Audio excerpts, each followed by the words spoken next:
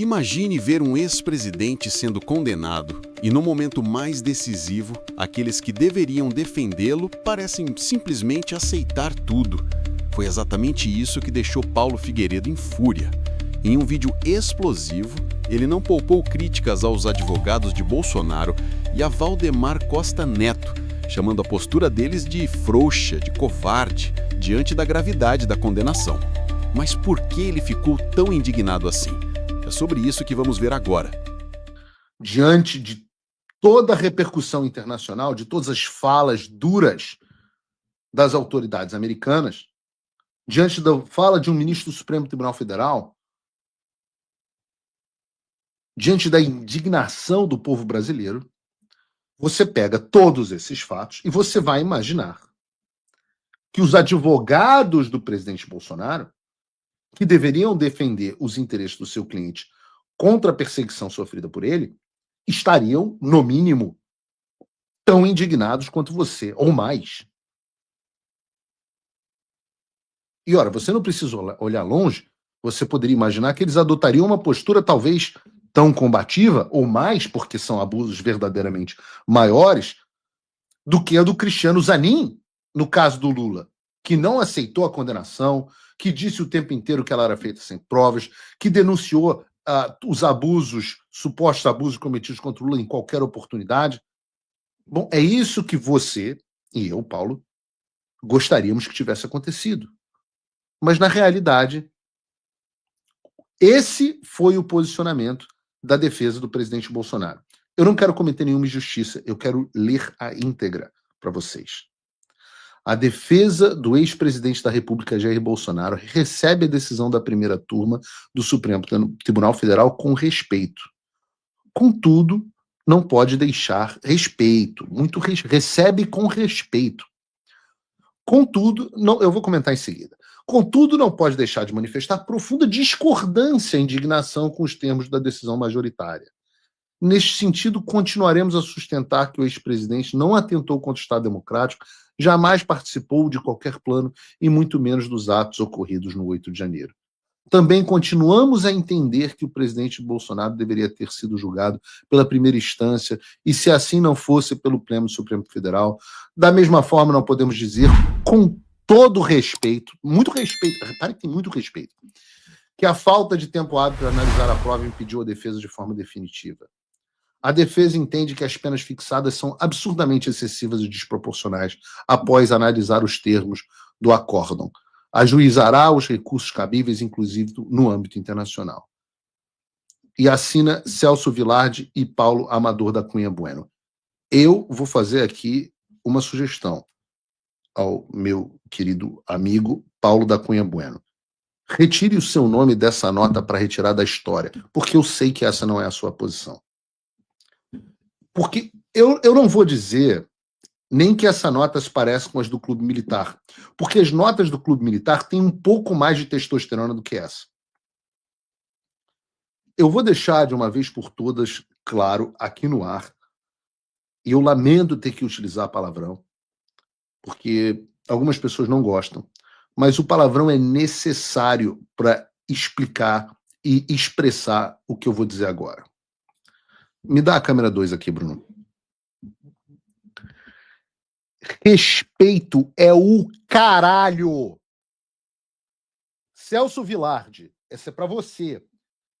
Você é um homem digno. Um homem digno. Embora essa postura seja indigna, você é um homem digno, correto, não acho que agiu de má fé em momento algum, capaz. Mas todo respeito é o caralho. Respeito é algo que você tem com o que merece respeito. Respeito com alguém que comete os abusos que você listou é coisa de verme, é coisa de quem não tem espinha dorsal ou de quem tem outros interesses profissionais futuros. Esse respeito pode ser tirado da nota. Não se compara ao nível quase sexual de bajulação do Juca, o advogado Braga Neto. Não se compara. Há há níveis aqui. Se alguém olhasse para mim do jeito que o Juca olha para o Alexandre de Moraes, eu acharia que quer me dar. Eu acharia. Mas todo respeito é o que você deve à Nossa Senhora. É o que você deve à Madre Teresa de Calcutá. É o que você deve ao Papa. É o que você deve ao povo. Você deve todo respeito. Todo respeito você deve às pessoas que construíram as instituições da história. É respeitável, de fato, da gente ter 3 dos 5 ministros com impedimentos claros? É respeitável o fato deles terem condenado o cliente de vocês sem provas? É respeitável o fato de vocês, advogados que escreveram essa carta vergonhosa, terem sido humilhados pelo relator do processo, com direito a risinhos? É respeitável o cliente de vocês ter tido direito ao devido processo legal, ampla defesa e ao contraditório violados? Ora, então, profundo respeito é o caralho. Tem que escarrar na cara desses caras. Vocês validam essa merda. No voto da Carmen Lúcia, ela faz questão de falar isso. Ora, o processo foi tão respeitado que os advogados fizeram um trabalho maravilhoso. Eu teria vergonha no meu nome associado a essas coisas. Por isso que eu falo, Paulo, tira o seu nome daí. Como que eu vou explicar o fato de estrangeiros que não são advogados do presidente Bolsonaro, não têm absolutamente porra nenhuma a ver com o processo do Brasil, reagiram com mais vigor e dignidade do que a própria defesa do presidente Bolsonaro e dos demais réus à sua condenação?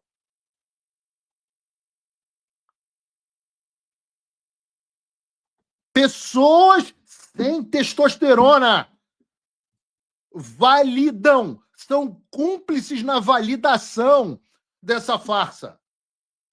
É uma defesa que não quis assumir a premissa original e fundamental desse processo. O presidente, o cliente deles, o ex-presidente Bolsonaro, tem a convicção de que roubaram a eleição dele e, portanto, buscou formas dentro da lei de impedir que esse roubo prosperasse.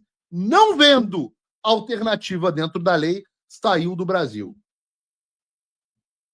Mas não houve coragem para defender esse ponto. E agora não há coragem, não há uma vez na sustentação oral das alegações finais, não há uma vez a palavra farsa, a palavra tribunal de exceção, a palavra perseguição política, como bem disse Otávio Guedes na Globo News. E eu vou ter que concordar com o cara tem razão. E aí eu digo, nós não estamos nessa merda de dar gosto à toa. É por causa desse nível de omissão, de passividade que nós chegamos ao estado atual. Vejam, durante anos e anos e anos eu tive que lidar com a turma do deixa disso, vamos botar panos quentes, não vamos irritar o tribunal, não vamos criar animosidades. Agora, menos é mais. Eu odeio gente que fala com chavão no lugar de palavra, cara. O cara não sabe o que falar, ele joga um chavão que parece a porra do ditado popular da vovó, e aquilo parece que dá certo.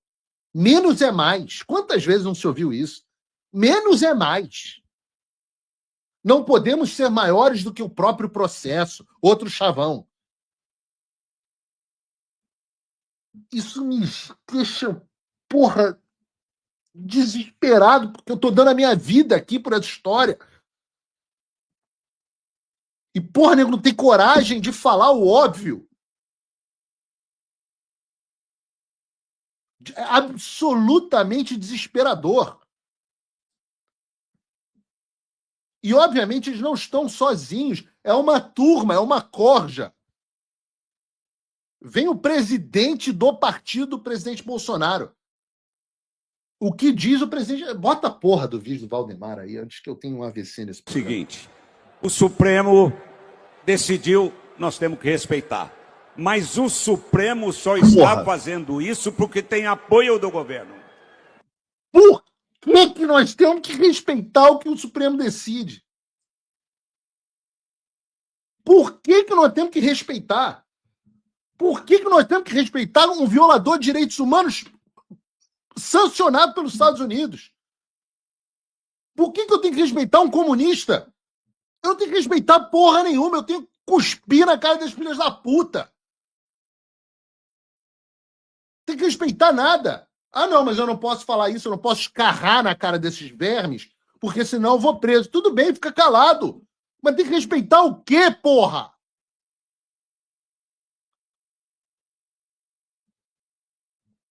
Tem que respeitar o quê?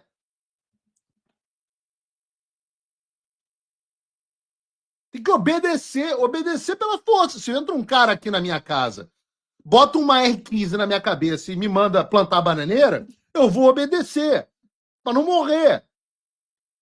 Mas eu não vou dizer, não, respeito tremendamente o bandido que veio aqui, estuprou minha mulher, bateu na minha filha, botou uma arma na minha cabeça, comeu meu rabo, e eu tenho um enorme respeito. Não tem respeito nenhum. É bandido. Como é que você tem respeito por bandido? Bandido e terrorista. Eu vou falar no programa de hoje. Bandido e terrorista. Não dá para as duas coisas serem verdade. Esses caras serem violadores de direitos humanos e você ter respeito por eles. Ou o Donald Trump está errado em ter sancionado os ministros da corte, ou o Marco Rubio está errado em dizer que não há mais império da lei no Brasil, ou você está errado em dizer que tem respeito pelo Supremo Tribunal Federal. O governo está do lado dele. O Lula está do lado deles. Então esse é o grande problema. Foda-se o Lula! Esquece o Lula! O Lula foi colocado lá por eles. Esses caras roubaram a eleição justamente para botar o Lula. O Lula veio depois. Se o Lula veio depois, ele não pode ser causa. Que nós enfrentamos, porque o Supremo tem, na minha opinião, exagerado em todas essas questões. Tem exagerado. Mas eles têm o apoio do governo, isso é que mata a gente. Nós vamos ter que chegar no poder o ano que vem, conseguir maioria. Mas como esse cara pode ser tão burro, velho? Como é que pode ser tão burro? Como é que a gente vai chegar ao poder ano que vem, Valdemar? Como é que a gente vai chegar ao poder ano que vem, Valdemar? Você acha que Tarcísio vai resolver isso? Do fundo do coração. Eu digo, não é à toa que a gente está arregaçado, cara. Esse cara é o presidente do maior partido do Brasil, graças ao Bolsonaro. Senado e Câmara, e você pode ter certeza que nós vamos conseguir, nós vamos mudar esse quadro. Os americanos, o Trump não vai perder essa guerra. O Trump acha você um imbecil. Porque você é. Como é que alguém pode imaginar que diante de uma situação dessa vai haver eleição normal no ano que vem?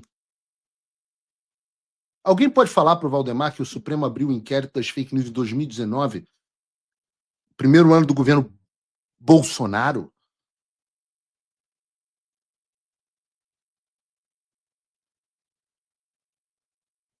Eu tenho a impressão de que o Valdemar está cagando e andando para a prisão do Jair Bolsonaro.